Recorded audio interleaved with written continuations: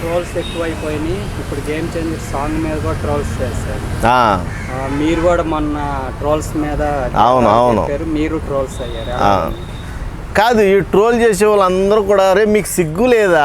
ఎన్నిసార్లు చెప్పినా ఈ ఎదురుగా కెమెరా పెట్టేసరికి మీరు ఏమైనా పెద్ద హీరోలు అనుకుంటున్నారా?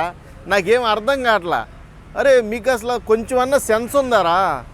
ఎవరిని ట్రోల్ చేస్తున్నారు మీరు? మన తెలుగు హీరోల్ని ట్రోల్ చేస్తున్నారు మీరు అంటే మన తెలుగు ఇండస్ట్రీని నాశనం చేస్తున్నారని ఒక రకంగా చెప్పాలంటే. మీకు ఇంకా బుద్ధి రాలేదా? లాస్ట్ టైం దేవరాను కూడా మీ ఇష్టమైన ట్రోల్ చేశారు. ఇప్పుడు గేమ్ చేంజర్ సాంగ్ రిలీజ్ అవ్వగానే కనీసం జనాల్లోకి వెళ్తుందనేసరికి ట్రోల్స్ మొదలెట్టేస్తున్నారు. మీకు మొన్న చెప్పాను, ఇప్పుడు చెప్తున్నాను, ఏదో నోటుకు వచ్చినట్టు మాట్లాడితే ఫేమస్ అయిపోతాం, వైరల్ అయిపోతాం అనుకుంటే కాదు. చెప్తున్నా, ఎప్పుడైనా ఇండస్ట్రీ వాళ్ళని గౌరవించండి. పెద్ద హీరోలకి మంచి లైఫ్ ఇద్దాము. వాళ్ళని బూస్టప్ చేసామనుకో మన తెలుగు ఇండస్ట్రీ ఆటోమేటిక్గా పై స్థాయికి వెళ్ళి కూర్చుంటుంది. అర్థమైందా? ఇంకా ఆ స్థాయి నుంచి దింపే అవకాశం రాదు. మీలాంటి వాళ్ళ వల్ల ఏమవుద్దంటే ఆ స్థాయికి వెళ్ళే అవకాశం కూడా లేదు. అర్థమైందా? ఎందుకంటే రేపొద్దున్న మీ స్థాయి ఏంటో మాకు తెలుసులే అని పక్క ఇండస్ట్రీ కూడా మాట్లాడొద్దు. ఆల్రెడీ మీరు చేసి పిచ్చి చేష్టల వల్ల మీ పిచ్చి చేష్టలని తీసుకొచ్చి ఆల్రెడీ ఇక్కడ చూడు బాసు, ఇది చూడు అని చూపించే స్టేజ్కి వచ్చేస్తుంది కొన్నాళ్ళు అయితే. గేమ్ చేంజర్లు నీకేం నచ్చలేదు చెప్పు. కానీ లేకపోతే నువ్వు వెళ్ళి కొట్టు మ్యూజిక్, లేకపోతే నువ్వు వెళ్ళి ఒక సాంగ్ పాడి మ్యూజిక్ ఇచ్చి నాకన్నా తోపు శంకర్ ఇవ్వలేకపోయాడు అని చెప్పు. శంకర్ అంటే ఏమనుకున్నావు నువ్వు? శంకర్ అంటే ఒక సునామీ. ఆ సునామీలో కొట్టుకుపోతారు ఆయన ఏదైనా సరే పర్టికులర్గా ఏదైనా కాన్సన్ట్రేషన్ చేశాడంటే ఖచ్చితంగా దాని మీద 100% పెట్టేస్తాడు. ఆయన సినిమాలు ఎలాగంటే ఇప్పుడు మన మ్యూజిక్ డైరెక్టర్, ఆయన పేరేంటి, ఆస్కార్ అవార్డు వచ్చింది, మన మ్యూజిక్ డైరెక్టర్ రెహమాన్ లాగా.